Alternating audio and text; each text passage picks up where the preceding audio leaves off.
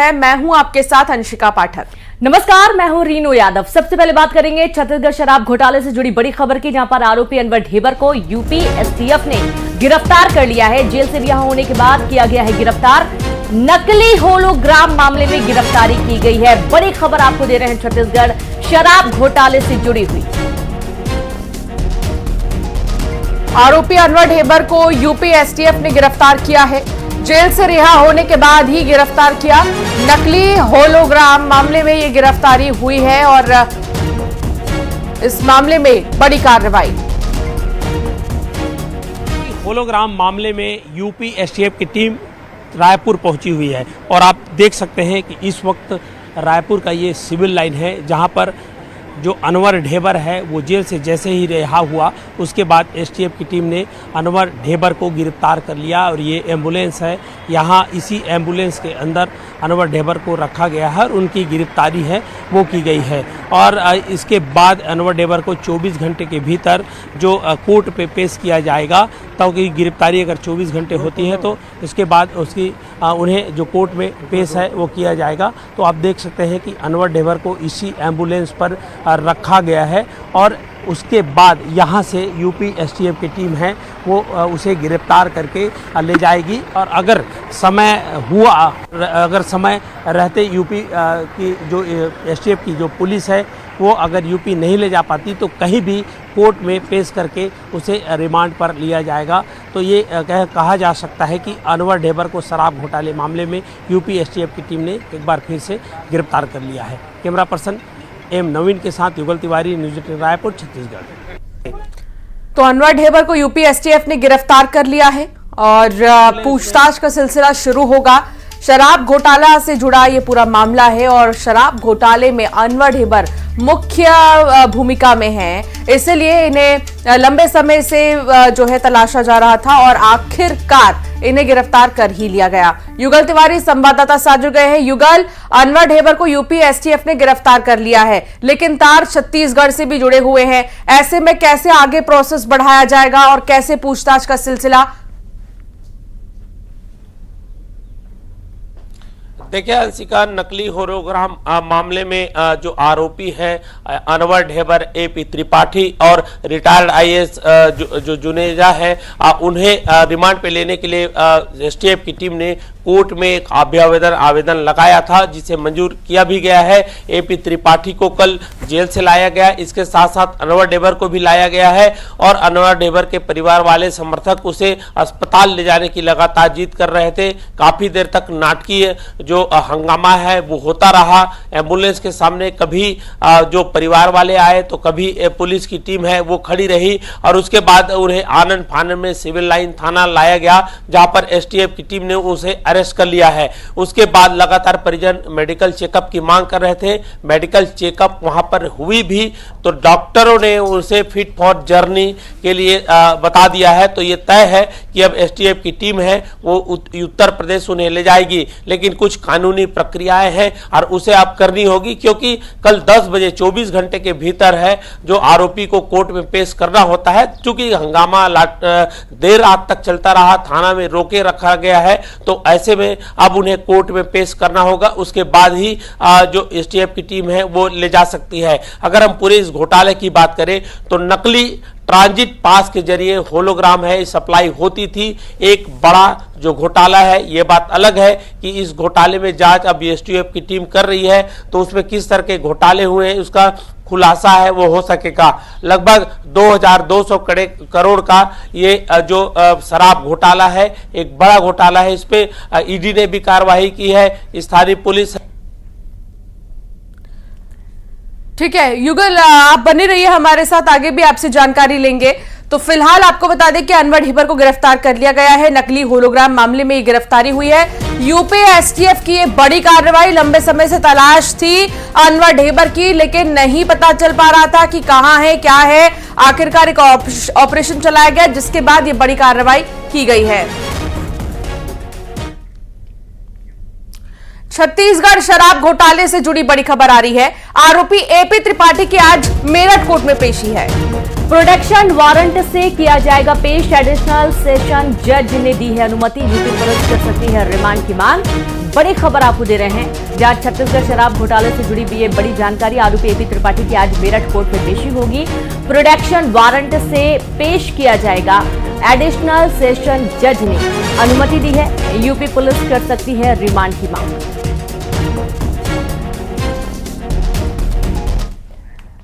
और अब रायपुर से खबर, जहां मोहदा पारा में हुआ बवाल। नशा तस्करों और स्थानीय लोगों के बीच विवाद हुआ। बवाल के दौरान पेट्रोल बम और सिलेंडर भी फेंका गया। दो गुटों में जमकर पथराव भी हुआ। पुलिस ने 6 से ज्यादा लोगों को हिरासत में ले लिया है। तस्वीरें रायपुर की ही बताई जा रही हैं, जहां मोहदा पारा में बवाल हुआ और नशा तस्करों और स्थानीय लोगों के बीच ये विवाद देखने को मिला है।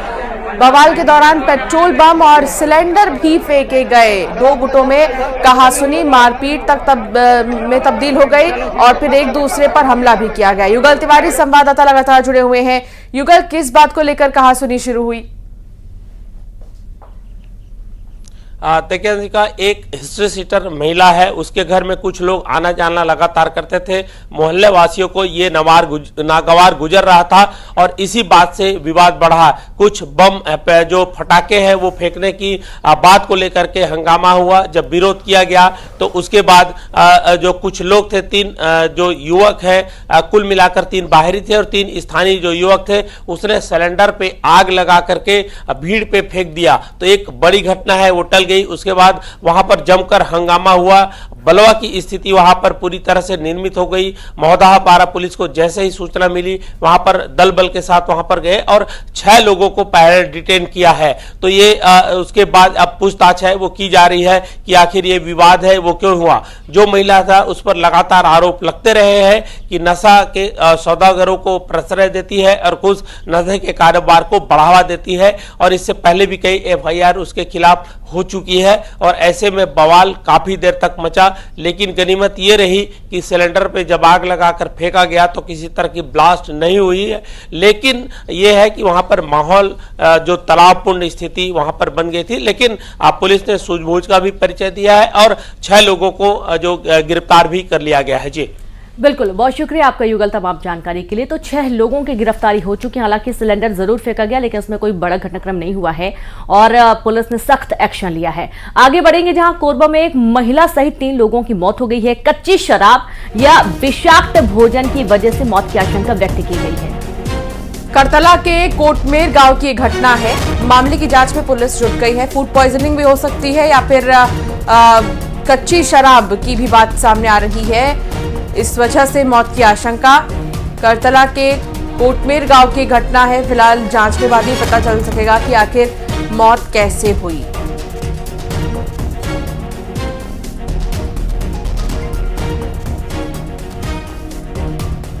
तो एक ही परिवार की महिला और 3 लोग और इनकी मौत हो गई है।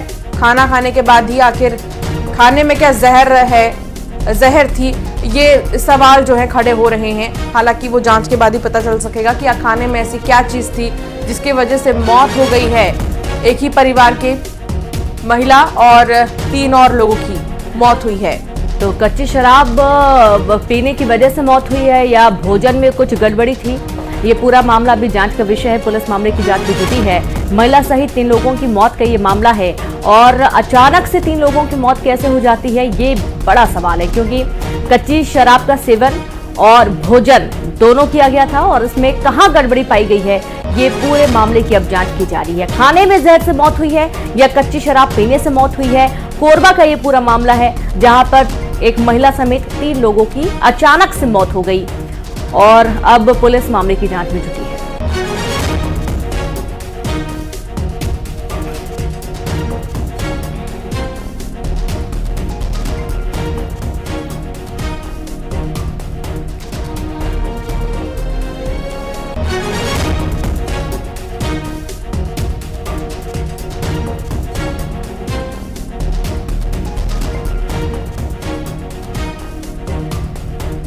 और संवाददाता अब्दुल असलम जुड़ गए। अब्दुल, कुछ स्पष्ट हो पाया है कि किन कारणों से महिला सहित 3 लोगों की मौत हुई है?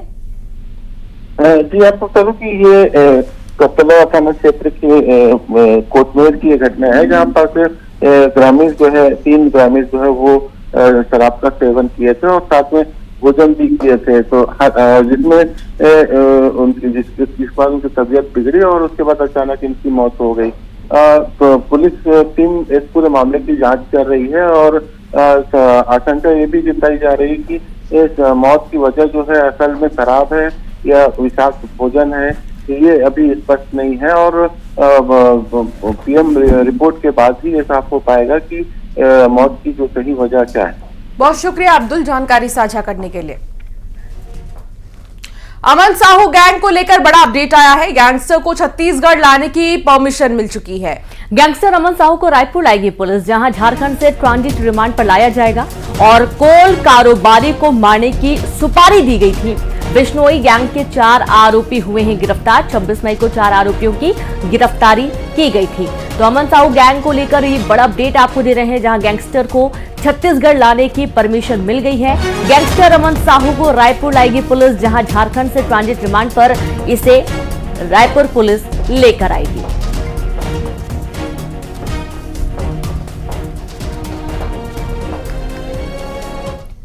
वहीं भोपाल एयरपोर्ट को बम से उड़ाने की धमकी मिली है। इंदौर ग्वालियर समेत 50 एयरपोर्ट को मिली बम से उड़ाने की धमकी।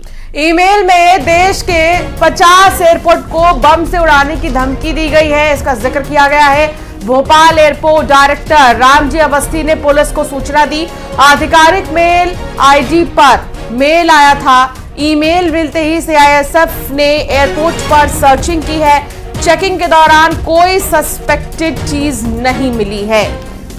देश के 50 ऐसे एयरपोर्ट्स जिन्हें बम से उड़ाने की धमकी मिली है, उनमें से एक भोपाल एयरपोर्ट, इंदौर ग्वालियर समेत कई ऐसे एयरपोर्ट हैं जिन्हें बम से उड़ाने की धमकी दी गई।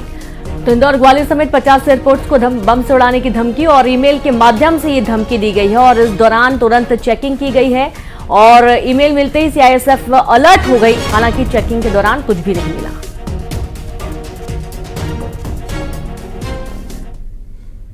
छिंदवाड़ा की बात करेंगे। छिंदवाड़ा के अमरवाड़ा विधानसभा उपचुनाव के लिए कमलेश शाह ने नामांकन दाखिल कर दिया है। बीजेपी प्रत्याशी कमलेश शाह के नामांकन में सीएम डॉक्टर मोहन यादव के अलावा बीडी शर्मा शामिल हुए। सीएम ने कमलेश शाह की जीत का दावा किया, साथ ही कहा कि अमरवाड़ा के विकास के लिए सरकार कोई कोर कसर नहीं छोड़ेगी। बड़ी खबर आपको दे रहे हैं छिंदवाड़ा से, जहां छिंदवाड़ा की अमरवाड़ा विधानसभा उपचुनाव के लिए कमलेश शाह ने नामांकन दाखिल किया है। नॉमिनेशन के फॉर्म में मेरे साथ श्रीमान सुरेश शर्मा जी, हमारे भाजपा के प्रदेश अध्यक्ष यहाँ के प्रत्याशी कमलेश शाह जी, हमारी नेत्री मोनिका बट्टी जी, यहाँ के सांसद श्री बंटू साहू जी, हम सब ने मिलकर के फॉर्म भराया और उम्मीद कर रहे हैं जिस प्रकार से हमने अपने प्रत्याशी का सबसे पहले चयन किया है और लोकसभा पहली बार ये छिंदवाड़ा 1 लाख से ऊपर आज़ादी के बाद ये मौका आया है। मैं छिंदवाड़ा की जनता का आभार भी मानता हूँ और ये उसमें बड़ी भूमिका अमरवाड़ा क्षेत्र की थी। अमरवाड़ा के सभी बंधुओं का मैं अभिनंदन भी करता हूँ और उम्मीद करता हूँ कि ये जो उपचुनाव हुआ है, कमलेश भाई हमारे साथ जुड़े हैं, इस क्षेत्र के विकास के लिए हमने कृत संकल्प किया है कि ये किसी हालत में विकास के सारे दायरों पे जो सोचेगी जनता हम पूरा।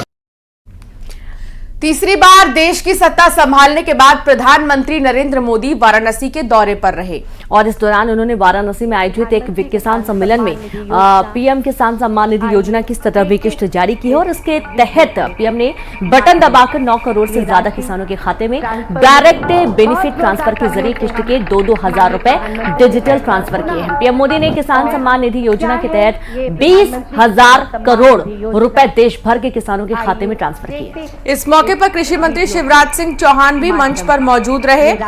आप तस्वीरों में देख सकते हैं उत्तर प्रदेश के मुख्यमंत्री योगी आदित्यनाथ, देश के प्रधानमंत्री नरेंद्र मोदी, इसके अलावा कृषि मंत्री शिवराज सिंह चौहान और पूर्व में मुख्यमंत्री रह चुके आनंदीबेन पटेल भी यहां पर हालांकि दिखाई दी।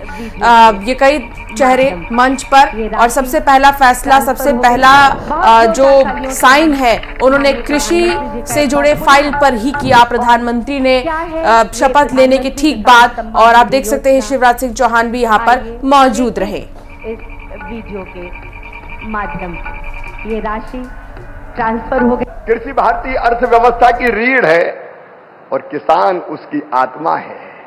और भारतीय जनता पार्टी का तो मानना है कि किसान ही भगवान है और किसानों की सेवा भगवान की पूजा है। और इसी भाव से लगातार प्रधानमंत्री नरेंद्र मोदी जी और भारतीय जनता पार्टी की सरकार किसानों के कल्याण के काम में लगी है। ये किसान और खेती के प्रति प्रतिबद्धता है प्रधानमंत्री जी की, हमारी सरकार की, कि पहली फाइल अगर प्रधानमंत्री बनने के बाद कोई साइन की उन्होंने, तो किसान सम्मान निधि किसान के खाते में डालने की फाइल साइन की। और आज पहला कार्यक्रम भी अगर हो रहा है तो किसानों के बीच ही हो रहा है। आज प्रधानमंत्री जी सिंगल क्लिक से लगभग 9.25 करोड़ किसानों के खाते में 20,000 करोड़ रुपया डालेंगे। स्कूल चले अभियान में मंत्री विजय शाह ने शिरकत की। इस दौरान विजय शाह ने सभी स्कूलों में राष्ट्रगान और झंडा वंदन को अनिवार्य करने की मांग की। विजय शाह ने कहा कि जब वो शिक्षा मंत्री थे तब इसे लेकर आदेश भी निकाला था। मंत्री ने कहा कि राष्ट्रगान और झंडा वंदन का पालन सरकारी स्कूल करते हैं लेकिन प्राइवेट स्कूल नहीं करते, लिहाजा इसे अनिवार्य करना चाहिए। उनका कहना था कि पहली कक्षा से स्कूलों में राष्ट्रगान को अनिवार्य किया जाना चाहिए ताकि बच्चे तिरंगे और राष्ट्रगान के महत्व को समझ सके।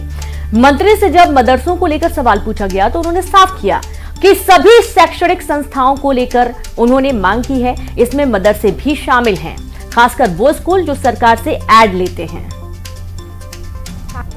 शिक्षा मंत्री रहते हुए हमने चाहा था राष्ट्रीय तिरंगा झंडा, जनगण मन, रोटेशन पद्धति और जय हिंद, उसका उपयोग हमने आदेश निकाला था।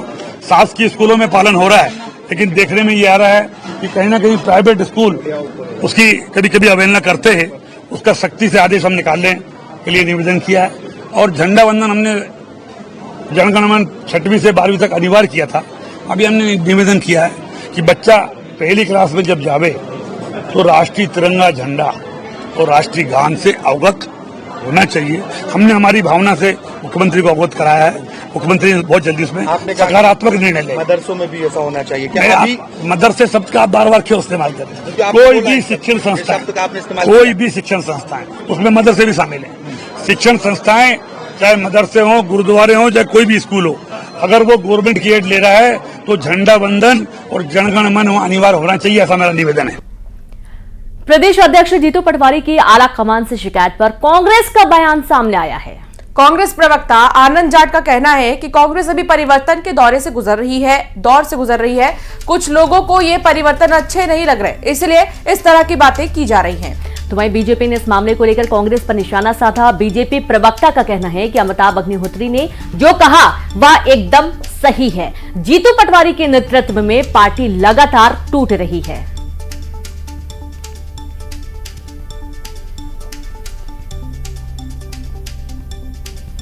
जीतू पटवारी जी ने जब से मध्य प्रदेश कांग्रेस पार्टी की कमान संभाली है वो चौपट नाच साबित हुए हैं कांग्रेस पार्टी के लिए। आपने देखा किस प्रकार से उन्होंने कांग्रेस पार्टी को शून्य पर लाकर खड़ा कर दिया है। छिंदवाड़ा जो कांग्रेस पार्टी की एकमात्र सीट थी वहां पर भी भारतीय जनता पार्टी ने अपना झंडा फैलाया है और 1 लाख से ज्यादा मतों से हम जीते हैं। तो ये जीतू पटवारी जी की हार को दर्शाता है, उनके अकुशल नेतृत्व को दर्शाता है और जीतू पटवारी जी को नैतिक जिम्मेदारी लेते हुए तत्काल प्रभाव से अपना इस्तीफा वैसे भी दे देना चाहिए। मध्य प्रदेश की जनता और मध्य प्रदेश के कांग्रेस कार्यकर्ता चाहते हैं कि कांग्रेस पार्टी जनता के हक में भाजपा से लड़ाई लड़े और जो लोग अपने ही संगठन से लड़ाई लड़ रहे हैं वो जनता के हित में काम नहीं कर रहे हैं और जो जनता के हित में काम नहीं कर रहे हैं उनके आरोप बेबुनियाद होते हैं। तो मैं ये मानता हूं कि आज जो परिवर्तन मध्य प्रदेश कांग्रेस में हो रहा है उसे कुछ लोग नहीं पचा पा रहे हैं और जो आरोप लगा रहे हैं वो बिल्कुल निराधार और बेबुनियाद आरोप हैं। इंदौर से खबर, जहां टुकड़ों में मिली महिला की लाश, अब उसकी पहचान भी हो गई है। रतलाम जिले के रेन मऊ गांव की रहने वाली थी महिला, जहां मृतक महिला की बहन ने पहचान की। इंदौर स्टेशन पर मिली थी टुकड़ों में महिला की लाश। महिला के परिजनों का डीएनए टेस्ट होगा और ये सनसनीखेज मामला इंदौर से सामने आया था जब एक महिला की कई टुकड़ों में लाश बरामद की गई थी और जब इसकी जांच की गई है तो महिला के कपड़ों से बहन ने पहचान की है। रतलाम की महिला बताई जा रही है और हो सकता है कि अब इस पूरे मामले का पटक्षेप हो पाएगा कि आखिरकार किसने इस हत्या की वारदात को अंजाम दिया, किन कारणों से ये बड़ी वारदात को अंजाम दिया गया है। मृतक महिला की बहन ने पहचान कर ली। मुरैना में कार में कंकाल मिलने से सनसनी फैल गई। रपटा के अंदर कार थी। पानी कम होने के बाद कार का दरवाजा खोला गया है तो कार के अंदर कंकाल मिला। वहीं घटना की जानकारी मिलते ही पुलिस मौके पर पहुंची है और मामले की जांच शुरू कर दी गई है।